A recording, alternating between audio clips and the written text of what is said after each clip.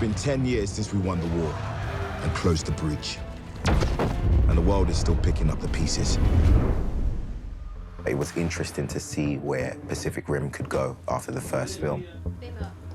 And action! We decided that it was going to be 10 years after. And since all the Jaegers were destroyed in the first movie, we had a chance to rebuild the Jaeger program from the ground up.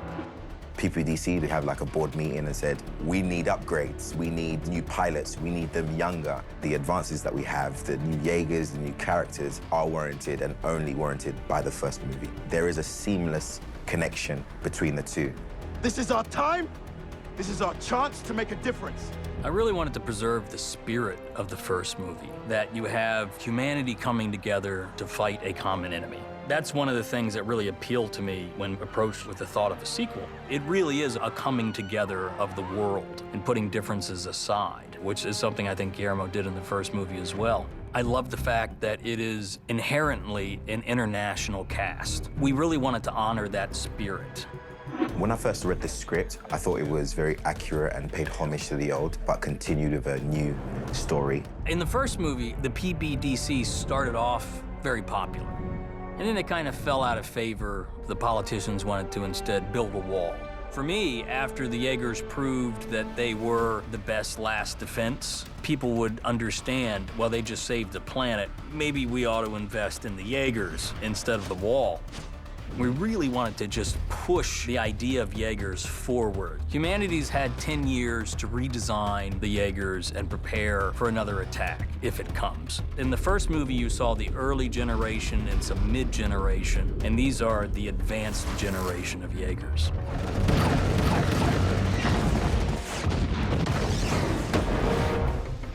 The precursors, which are the aliens in the other dimension, they've also had 10 years to think about their mistakes and what happened.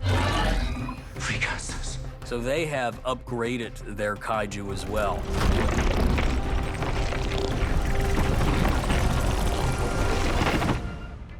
Chao Industries is an advanced tech firm that is pushing a new drone Jaeger technology. This means that a single pilot can operate a drone via remote link from anywhere in the world. This will make the world safer because you don't have to worry about pilots being drift compatible anymore. You don't have to worry about their brains being overloaded in battle. And you don't have to worry about the time it takes to deploy them because the idea is to have drones everywhere around the Pacific Rim. And action! Initiate a neural handshake. I definitely wanted to keep the idea of drifting, which I thought was a fantastic concept from the first movie. You have to mind meld with another person, and not everybody is drift compatible. You've got to be simpatico. Neural handshake, strong and steady. We wanted to keep that alive in this movie and push that mythology further. Stand! 10 years since the war has ended. There's a training program, and he's in charge of instructing the cadets and setting the course so he can groom young pilots. When I first joined the Corps, I was just like you. The minute you enter this program, you join a family. He's trying to train these young kids to one day take over. As you were. As you get older, you start putting up walls, and it's harder to bond with other people. But when you're young, you make friends faster, it's easier, and the idea is that you will have more pilots that connect with each other instead of just these two are simpatico. 3, 2, 1, salute! The fantastic thing about the first movie is that it gave us a fantastic foundation to build upon and gave us an opportunity to expand the ideas that Del Toro had and to use it as a base point to create new stories, new characters, and new sequences. We wouldn't be able to do that without the first movie. I just wanted to try to honor what Guillermo did in the first movie and push the franchise and the mythology forward. And cut!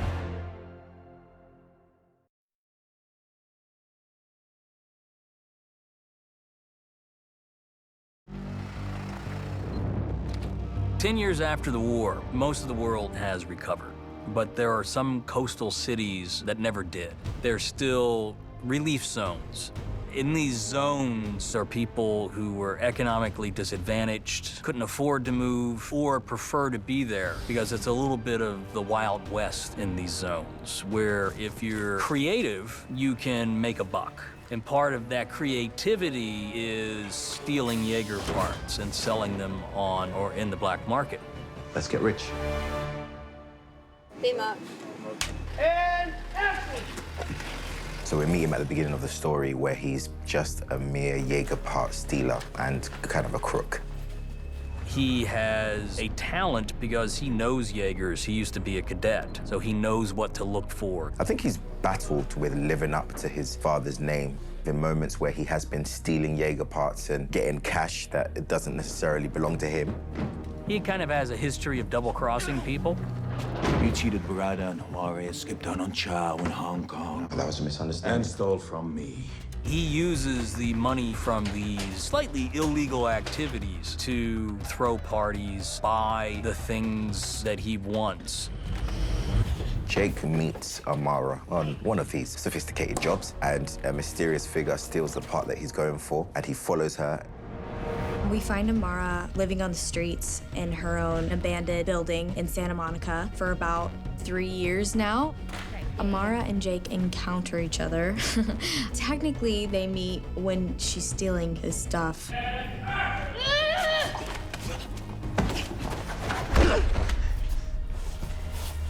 How old are you?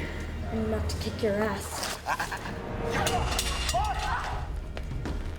She's determined that she's not going to wait around for a Jaeger to come save her. Yes. It works! She has to learn how to trust other people, how to drop her walls and connect. Hey, get out! And the first person she really does that with is Jake, who she has a very fiery relationship with at first. You compromised my command center. Oh, your command center? Yes. Your command center? Yeah. Oh, wow. One of my favorite scenes was where John and I are in the prison cell together. And I'll just shut down the scene. I'm talking to you, and I'll come back. Yeah, so it just has more.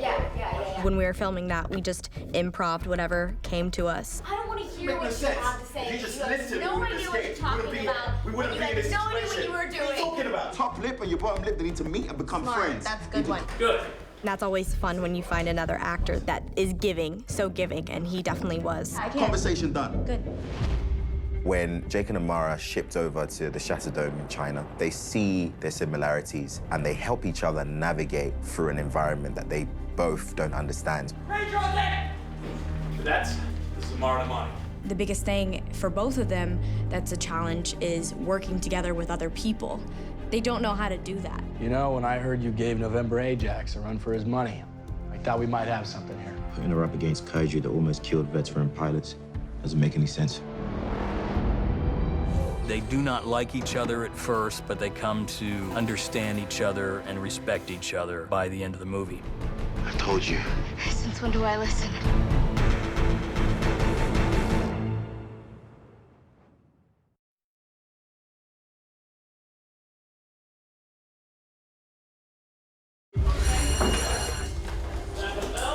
You guys look badass. All right, guys, here we go. And action!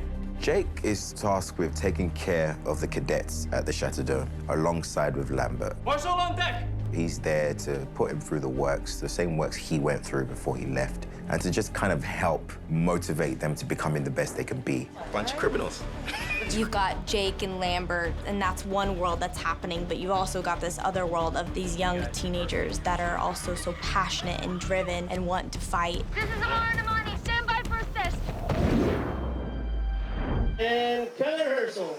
I just had not run all During the first week, Steven sat us down, table reads down. He was like, I want to give you guys the creative freedom to develop these backstories for yourselves. Sydney was attacked, and Tahima's family were directly affected by that. And he has a very personal vendetta that he wants to settle with these kaijus. My character, Beak, she is very tough. She lost both of her parents in the last kaiju attack, and it took her a lot of effort to get into Moylan, and it has become everything she has. Make it a big one. When Amara comes into the group, that's why she becomes so protective of it, not because she's a bully. It's perfect hug size. I'd imagine it like kids who were just being born around 9/11. They grew up in this world of kind of this terror and this fear, but they didn't really understand the gravity of the situation. But for them, they've also been kind of raised to be revved up and on edge and ready to fight at any given moment. And then we'll do that part next. We've been spending a lot of time together, on and offset, but mostly offset because there's a lot of us that aren't from around here, so we depend on each other in that way. We got along real quick. Every day was really fun. And it was just like how the cadets were. We have potlucks together and we go to karaoke together, and yeah, we just go and have life talks. We're all old souls. Cadets. Steven, when putting together this project, he made sure this cast was very diverse. We're all from different places. We all communicate differently and have different languages and accents. What? Everyone deserves equal representation, and I think it's so cool because a kid can look up and look at a screen and go, oh my God, they're just like me. I'm from Ukraine. We have actors from China, Japan, America, and we became quite a family. When we're off set, we always make sure that we're connected. That's also another thing with this whole cadet family. We're all very positive-minded, and everybody pushes everyone to be better. And that's what family is, isn't it? Look, it's like one big happy family. Just imagine all these kids who love the same thing you do, and we're all the same age, and we're staying in a hotel for 6 months together. I mean, just imagine. I think it's all started from the training together. We're all like, let's just do it together. And then gradually we just became this family. That's it. We train every day together, and that creates a bond too. When you physically have to train with somebody for months on end, you create a bond. Working out helped immensely doing that. Getting a bunch of young people in a gym together, automatically that just starts to come out. I remember getting an email from Steven being like, hey guys, since you're cadets, like we could start working out, and you know, we've got a trainer. And I'm panicking inside because like I'm sticks and bones. So I was freaking out. We had some orders from Steven to build our physiques to a certain level. How is he doing that? And I'm sure you guys are gonna intercut Naomi, our trainer, working us out because we are drenched in sweat by the end of those. You guys think you're done? We had about 4 months to prepare with everybody, and we trained every day, weights and cardio. It's running hard. We worked on diet as well, which was tricky here or there. Let's go eat. Yeah. She would be next to us, spotting us, helping us, preparing us, not physically, but mentally as well, telling us that we're strong, we can do it, there's only a few more left, pushing us to our limits. Raise your object! Some of our cadets had a lot of Konpad movements. You have this arm connected to the back of you that's screwed in, these harnesses that are in front limiting your movements, on top of the costume, which is a scuba suit with a lot of armor on it. How's it feel? Comfortable? So the heat all of a sudden kicks in and you kind of get a little claustrophobic. Sorry, Steven, I can't hear what you're saying. And then the treadmill starts moving and you got to time everything. Every time we kick, every time we run, we gotta be synced. You guys will have to match. Here we go, camera's going up. And action! 1 and 2 and 3 and 4! The best way to describe it is like a dance. Secret sauce at the end. I love it. I've been watching movies like this since I was 5 years old, so to walk into the actual world and see the detail and feel the actual energy on set is amazing. Don't watch the extra features first. We all have this little hero thing inside of us, and we all wanted to be the hero, to fight the monsters, to save the world. So I think it's just very exciting for everybody. It was like a dream come true to me, being a hero. I think that's every young kid's dream. We're coming together for a good cause, to save the world. I think I could get used to this. I have to pinch myself every time to remind myself that I'm here to do a job, you know? Because it doesn't feel like a job. It just feels amazing when you walk on set. It's been magical for me, and I'll never forget it.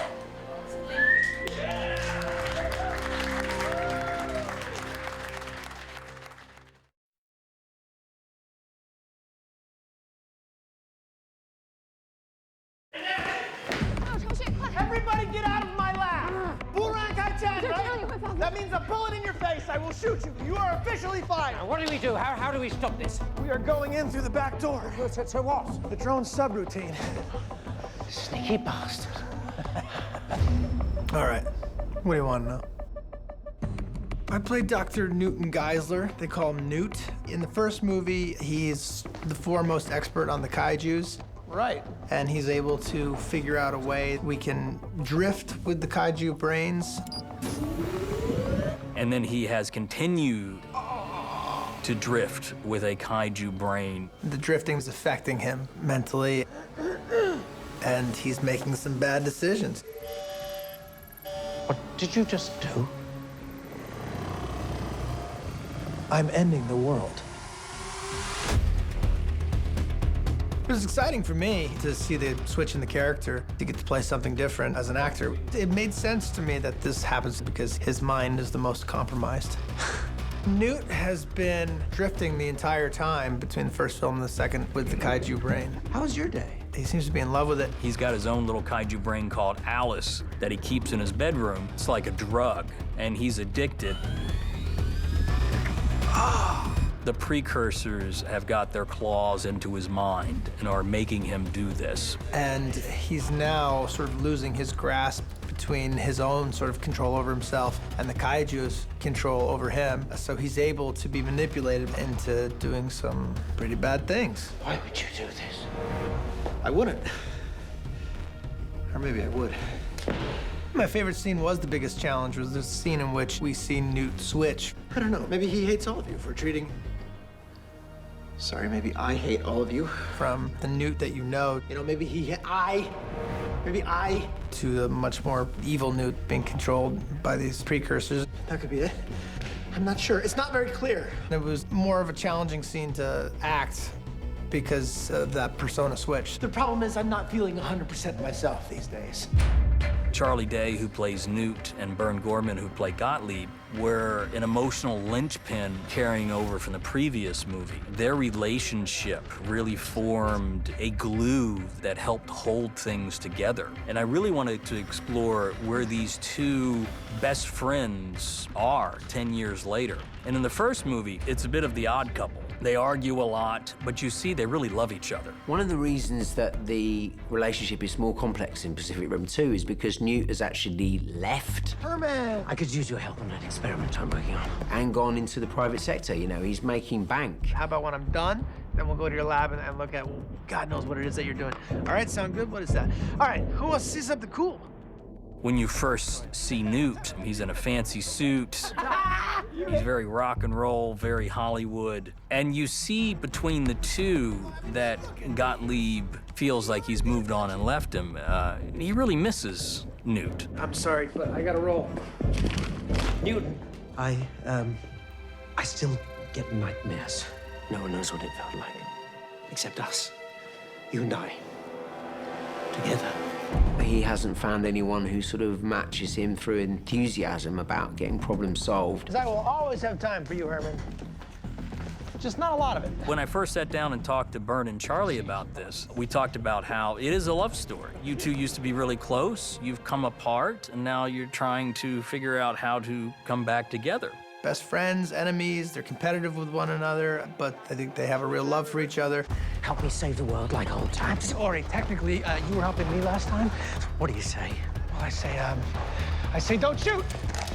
I think things aren't looking good for Newt and Gottlieb. All right, guys, cut and gun again. It's really Gottlieb that keeps Newt from actually being killed. Gottlieb knows that in there somewhere is the human being that he was once.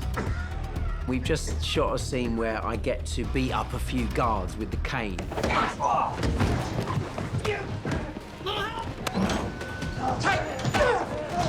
Vile individual! I'm not saying I condone violence or anything like that, but it's great fun. I'd hug you if I didn't have a rule about public displays of affection. Fine. Okay, all right.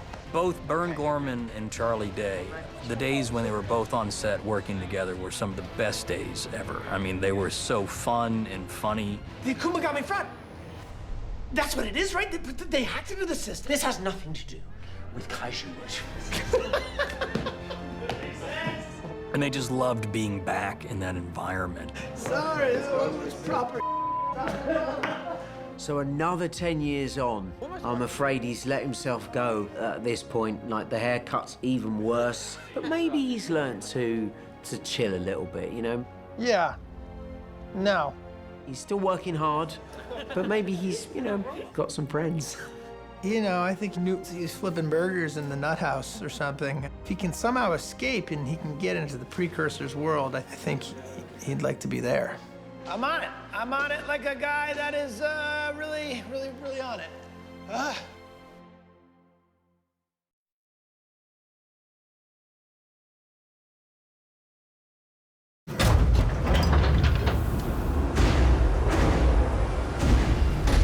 In the first Kaiju War, the world was forced to build super machines to save ourselves. In the 10 years since that victory, humanity's greatest creation, the Jaeger, has become faster, sleeker, more agile, and much more powerful against our common enemy. These next-gen Mark 6 Jaegers use maglev systems and hologram technology to move in ways their predecessors couldn't. Here, we'll provide insight into what makes this new fleet the pinnacle of human invention. Welcome to the Hall of Heroes. Gypsy Avenger, the iconic successor to Gypsy Danger, and a Jaeger that truly honors the heroic legacy of her namesake. She is the flagship leader of the entire fleet and a symbol of hope to billions. Gypsy's been upgraded with sprint speed, agility, a nuke-powered vortex, twin turbines which could power Chicago for a year. She wields a gravity sling that can grab parts of buildings and hurl them at the enemy. She also has a plasma cannon and a four-arm chainsaw for intense hand-to-claw combat. As far as Jaegers go, Gypsy is the best. Bracer Phoenix is an upgraded active Mark 5 Jaeger. It's a 3-pilot rig that is considered the linebacker of the fleet. Bracer's centrifugal vortex cannon is spectacular and lethal. The gunner pod drops into the belly of the beast to blast Kaiju to bits, leaving shell casings the size of cars in the wake. Bracer's anti-Kaiju missile launchers are a solid second line of defense. Designed for fierce combat at range, Guardian Bravo is a Mark 6 Jaeger and slings an arc whip. Bravo has 2 burst foils above her shoulders. Her legs come equipped with prototype sprint capacitors for velocity. The Jaeger also has a Defiant 13 shin mount for protection in up-close combat situations. Saber Athena is the sleekest and the most advanced mech in the fleet. She carries back-mounted twin swords that can combine to form an epic broadsword for hyper-acrobatic combat. She is also tricked out with super metal body armor and a particle charger built into her hand. Her accelerator limbs gives her the agility to take on even the fastest of Kaiju. She's the most elegant Jaeger ever created by the PPDC.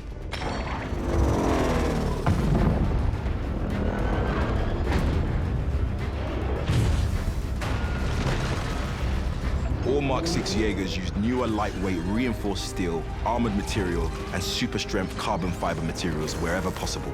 They have over 30,000 pounds of force in each punch, kick, or headbutt. Human innovation is still mankind's greatest hope to save our planet from our worst common enemy. These Jaegers are our answers to the Kaiju threat. They get the job done.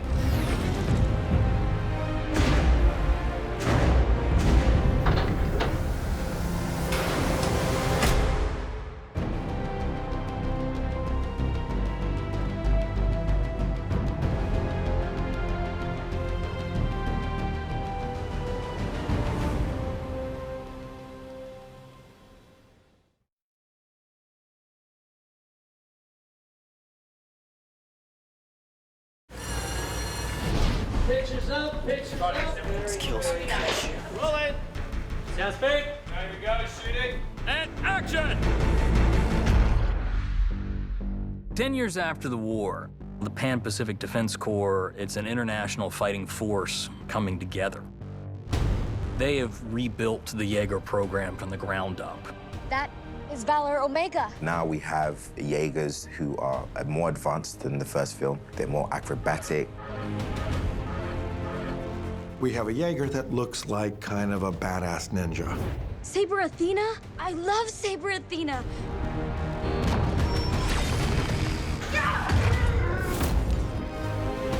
What you don't have is different nationality Jaegers. I wanted to make it a world Jaeger fighting force. It doesn't matter who your parents are, who believed in you and who didn't. We are a family now. Jaeger pilots, do you understand? Yes, sir! Now help me save the world. We were very excited about the upgrade of the Jaegers. The discussion after Pacific Rim 1 was how do we make these Jaegers more efficient on the battleground? You don't want to lose the DNA, but we wanted to push the look and the feel. Our conversations would be, well, Pac Rim 1, they were like tanks. So for us, what is it to be like a fighter jet? The tricky thing with Pacific Rim is you have these giant, 260 feet tall Jaegers. You want to convey the mass and the weight, but you still need them to move fast enough so the action isn't like it's slow motion. It's a very tough balancing act for the visual effects department. The foot span of Gypsy Avenger is 70 foot alone. So if we have Gypsy Avenger running down a street, that street needs to be at least 4 or 5 lanes wide. So there's a kind of challenge between action and reality. All Jaegers, advance and fire everything you've got! The methodology starts with talking to the heads of department, working out just exactly what Steven's vision is, and then expanding into all the tools available to create the VFX. We really wanted each Jaeger, if you saw them in a lineup, because of their silhouettes, that you could tell them apart. And then adding color to that and making sure they were distinct. It was very important for us that we were creating a lineup of individual characters, so to speak. When designing Gypsy Avenger, the flagship of the fleet, I kept talking about the Starship Enterprise, something just awe-inspiring. You pilot Gypsy Avenger? But also make this a much more advanced, sleeker Jaeger.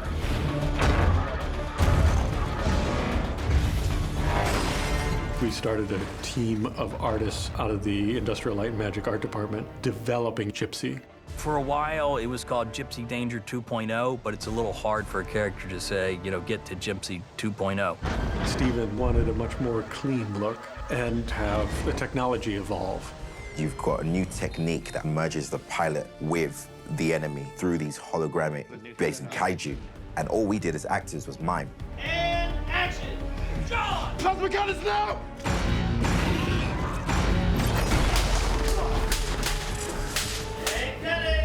Love it. Okay, you gotta get outside. I'm a huge sci-fi nerd, so to walk into the actual world and see the detail and feel the actual energy on set is amazing. I mean, you walk into a Jaeger and you're in a Jaeger. You feel like you're there, you're piloting a robot. Here we go, we're gonna do it first time in the suits. I'm a little nervous for him. I think it was really challenging because for Levi and I'm like half his size. So like, especially when we're running on the treadmill, like my treadmill has to be slower than his. Ready, here we go, ready, and action! Saber Athena, Guardian Bravo coming to assist. Activating arc whip.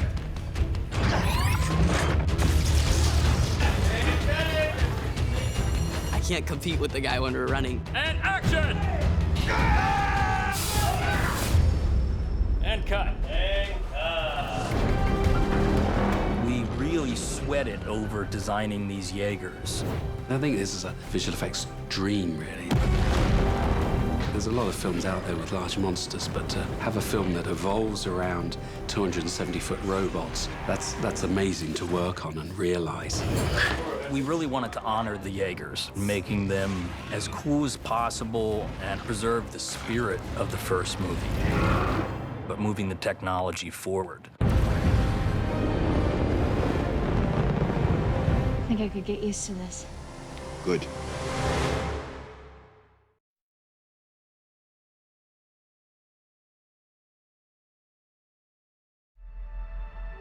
"10 years in the future, once you have technology out there, somebody's gonna misuse it. So there is a fringe element that cobbles together their own Jaegers. One of those Jaegers we meet early on in the movie is a tiny 40 feet tall Jaeger called Scrapper that Amara, one of our characters, has built herself.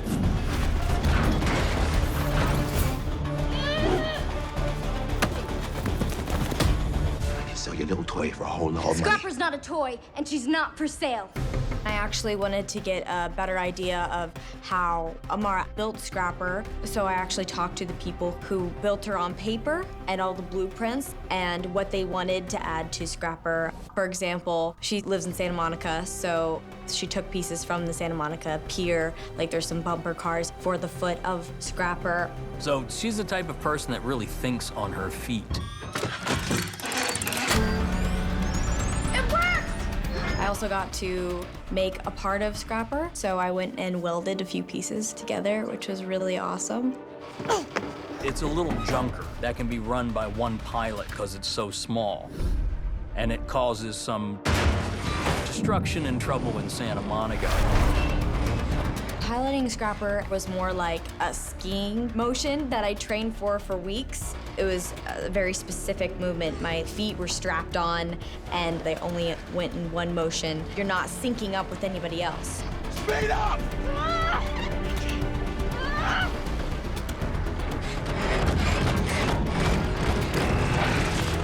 Scrapper is a lot more nimble and has a special feature that she's designed that when she's in a tight spot, she can curl Scrapper into a ball and roll it so it can move a lot faster and it's more maneuverable than the giant Jaegers. And she has a few systems inside Scrapper. Particularly a larger version of Ninja Smoke Bomb she can deploy to confuse her enemy.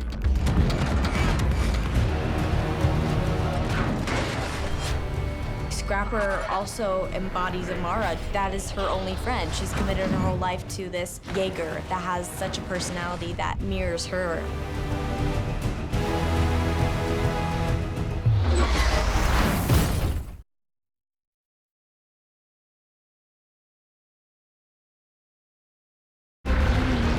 Hakuja, Strike Sword, Raijin.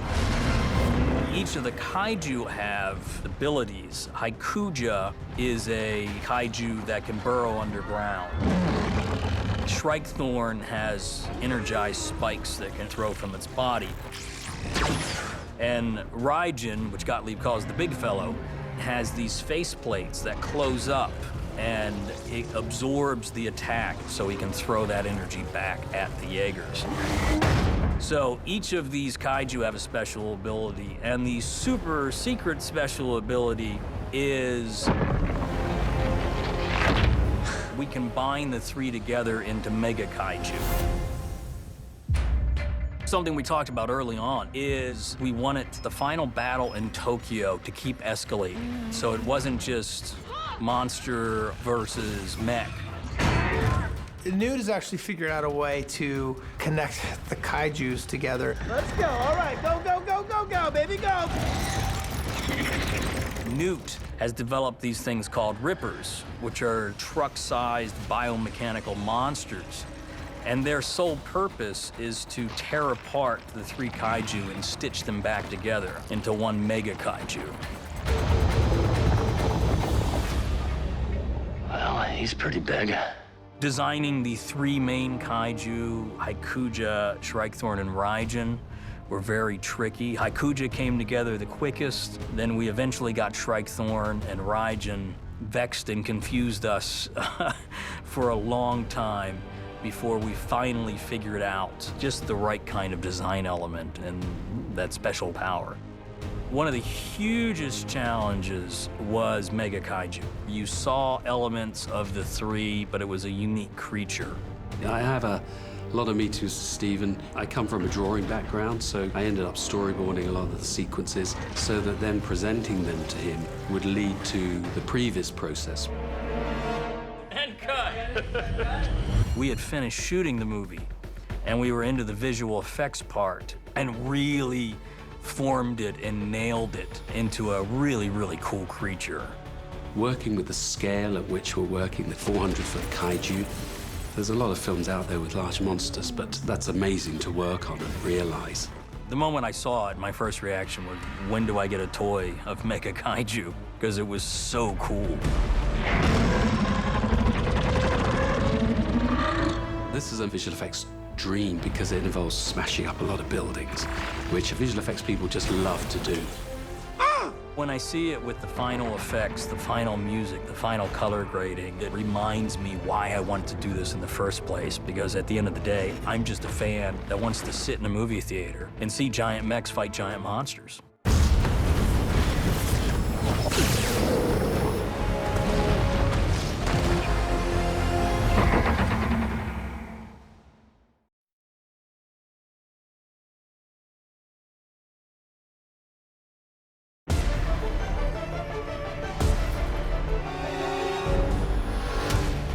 Li Wenxiao is the founder and owner of Xiao Industries, a private company created with the goal of protecting the world. Get it done. Yeah. She is a Chinese tech industrialist, a billionaire genius inventor, think an Elon Musk type of person. Having been the victim of the original kaiju attacks, she has devoted her life to stopping the future attacks. Xiao Industries is pushing a new drone Jaeger technology. She's incredibly determined, amazingly successful professionally. Socially, she's not as strong and comes off very cold and unfriendly.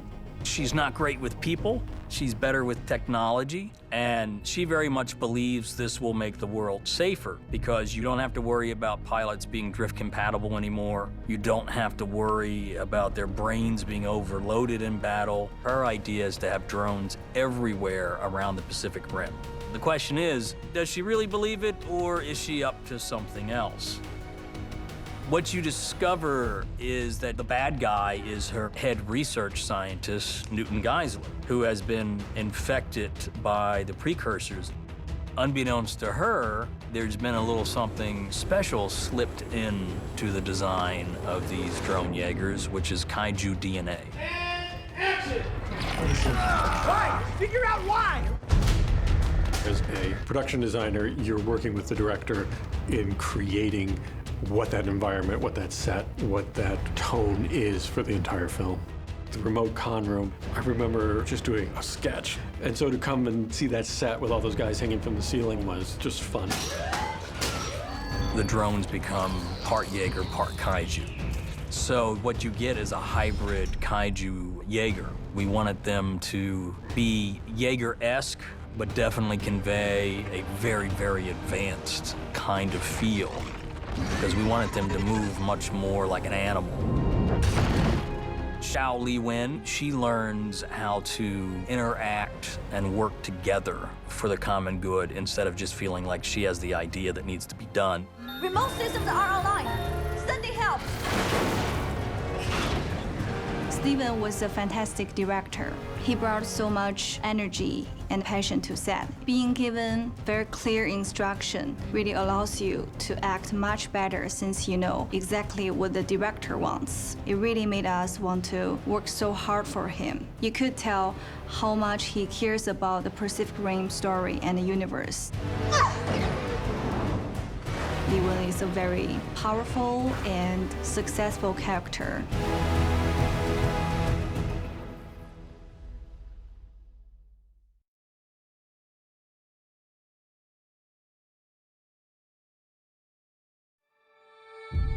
戻ってこれてすごく光栄に感じます。ずっと最初の作品からまたマコを演じたいなと思っていたのでこうして戻ってこれて光栄です。It was really important for me to have strong female characters. Mako Mori was a really strong female character in the first Pacific Rim. I don't think I could do a second movie without Mako in it. She's an emotional linchpin of this movie. She's brave and tough. She's had to struggle with sadness in her past. Hello, Jake. Here we are again. Steven brought his vision without changing the Pacific Rim universe. I'm offering you a way out, Jake. A chance to make things right. And cut. She offers Jake a choice. You can either go to jail for 20 years, or you can re-enlist. It was definitely a fantastic scene, which was brilliant to shoot. It's a moment between siblings that reads as a very pivotal part in both characters. One last ride and I can go. If that's what you want, it's your life. You don't know you're in a sequel to Pacific Rim. The story does not function like anything you would expect. It's basically kind of a murder mystery. You know, it's a story of who killed Mako at its core. And action! 今回も前作同様、戦闘シーンが大変魅力的な作品になっていると思います。それと今回出ているキャスト、キャラクターの複雑な心境とまた違った方向での魅力的なシーンもたくさんあるので、その辺も皆さんに楽しんで見ていただければなと思います。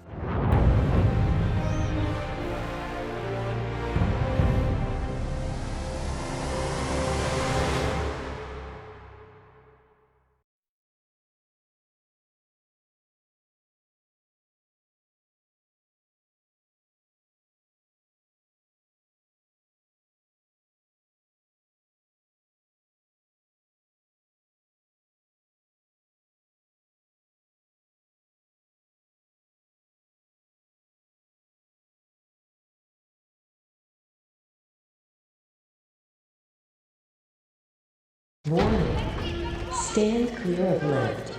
So the hustle for? In order to put on a show, Xiao and her team are coming in next week. Xiao?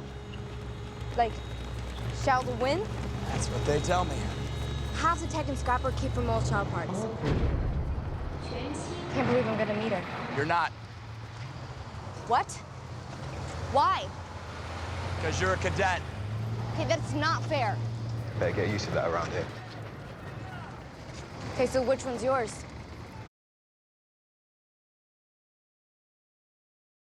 You know you still hold the record? What record? Shut up.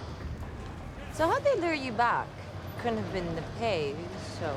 Yeah, it's a long story. If you want to talk about it, we can meet up. She's busy.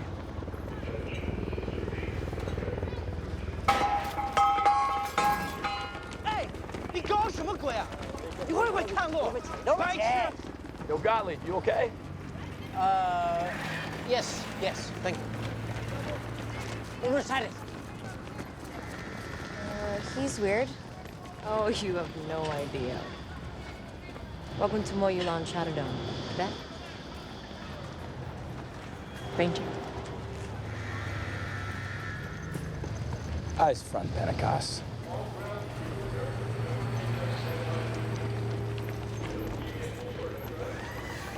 What record was she talking about?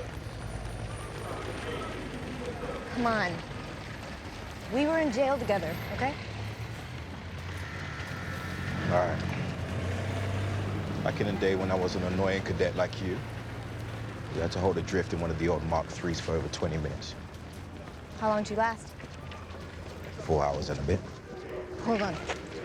Who was your co-pilot? Keep up, cadet.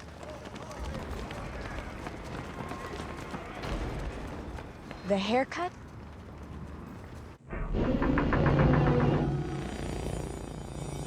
Warning. Drift connection unstable. You're out of sync.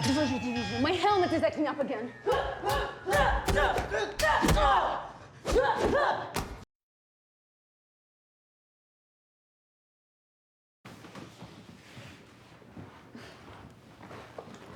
Hey, come on. I got you. Thanks. Jinhai. Ouyang Jinhai. Ouyang. Like the pilots from the war, Minghao and Suyin? I just call them Mom and Dad. So, you and Vic, already buddies, huh? Vic? Oh, it's short for Victoria, but you don't want to call her that. Yeah, what's her problem? Took her 3 shots to pass the entrance test. Yeah, don't think she likes how you landed here. Okay, well, it's not my fault. I mean, recruiters never come around back home, so... Yeah, heard you were from the coast. Why didn't your folks move inland? They actually didn't make it when Santa Monica got hit. Vic lost hers too, in the Tamari attack. Oh, hey, know any Russian? No. I'll teach you some. Calms you down. Now come on, let's get you squared away.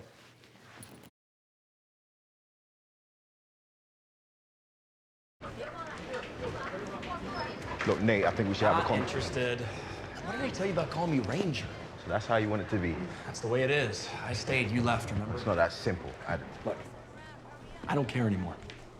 What I do care about are these kids, because they want to be here. I don't know what brought you back, but I'm pretty damn sure it has more to do with you than them.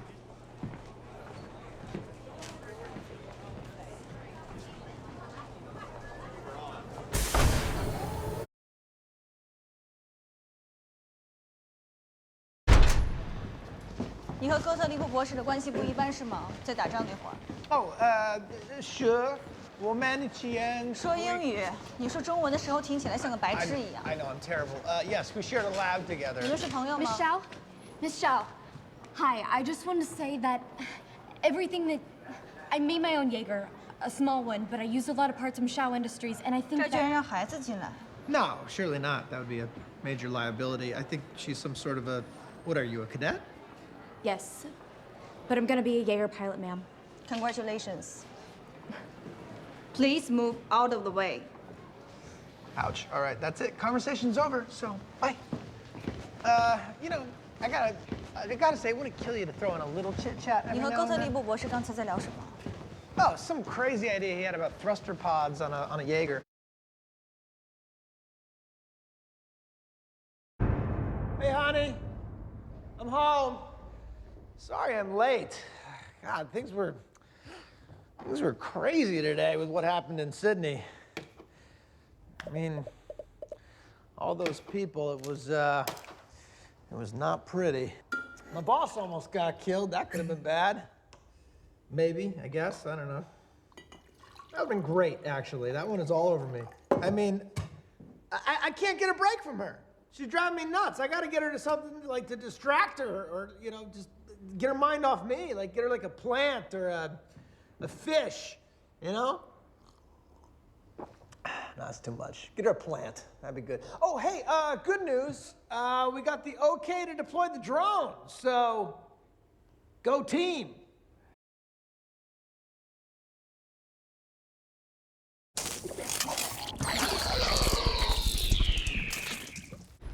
Whatever was in that facility, Obsidian Fury didn't want us taking a look. I'm guessing it has something to do with this. No pilots, just this, whatever it is. I want to know everything about it, inside and out. I'm going to need a chainsaw.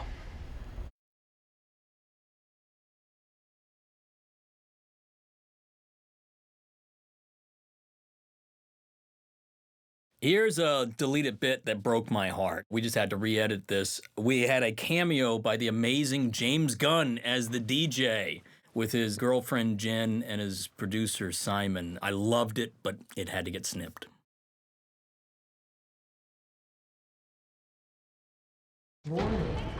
Here's a bit with the Shatterdome arrival that we had to snip out. The scene was getting really long, and I wanted to pace it up. But there's a whole section in here where we reveal that Amara has stolen a lot of Shao parts to put inside Scrapper. That's why you see pictures of Shao up on her wall, and it sets up what she finds in Obsidian Fury later. But scene was running a little long, so it got snipped. I always miss this, but I think it was the right thing for the movie. You know you still hold the record? Here's another little bit of the Shatterdome. You're starting to see how long the scene originally was. There was a lot of meet and greets and information. And when you meet a bunch of different people in TV, we call it a car wash because people come in and out and they get the hose and off they go. But this was the original reintroduction of Gottlieb, which I always loved and set up its rocket experiments. But unfortunately, again, just this entire sequence was just running a little bit too long. So we had to snip it. But I do anytime Burn Gorman's on screen, I just love it. Thank you. Eyes front, Pentecost. Now this bit, we lead right into, it's a big question I often get. What record did Jake break? Because Jules refers to it, and this is the part of the scene that got cut that actually explains they had to hold adrift with a partner. And he held it for an incredibly long time. And we also revealed that Lambert used to be his partner. But again, the entire sequence was pushing 4 or 5 minutes, so we had to trim it down and unfortunately lose this bit. It's another one that I missed, but it was the right thing for the movie. And this little bit of working a holographic arm at the beginning of this cadet scene. But again, everything was just taking too long, and we wanted to speed things up.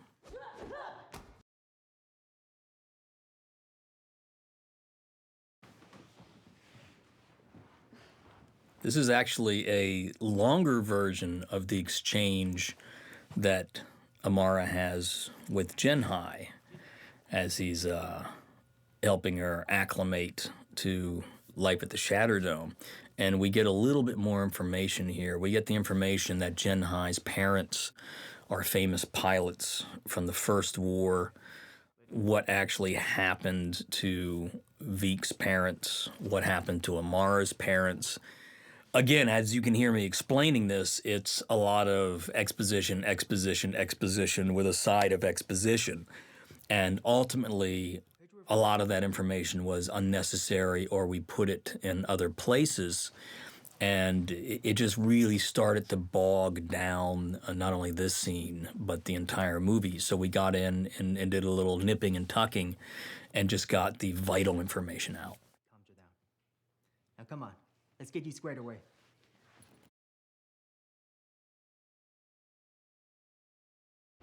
This was an alt instead of that scene in the kitchen. This was a much more confrontational scene in the hallway leading up to Jake's room. And you got the information that they have a history, but you didn't get the humor or the fun or that sense of loss from Nate of how much he misses his old friend. So I much prefer the other scene.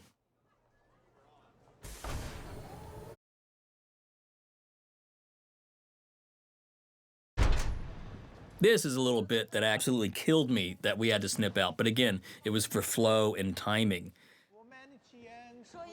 This hallway scene between Lee Win and Newt, we have Amara pop up. Miss Zhao, hi. I just want to say that We cut this because we cut the previous setup of her talking about how I can't believe I'm going to meet Xiao Li Win. And here, even though she was told she wasn't, she still zips in and intercepts. And it was a great little character moment, but once we cut part A, part B didn't really work, and we needed to keep the momentum of the movie. So unfortunately, that got snipped. This is one that I actually really, really miss. Oh, some crazy idea he had about thruster pods on a Jaeger. The extended director's cut of Newt and Alice. A scene, again, if you've listened to the commentary, the full movie, this is a scene that I actually fought against because I thought it would tip our hand that Newt was the villain. But ultimately, I'm delighted that we put it in the movie. I think it's a hell of a lot of fun, and it's weird, and it just gives such a great flavor. This is an extended version of that scene where Newt actually talks about what's going on and his boss, and he talks about maybe I should get her a plant, a fish, and it was just a longer scene with some great little bits and ad-libs by Charlie, but ultimately, again, it felt like it interrupted the flow. Okay to deploy the drone, so go team.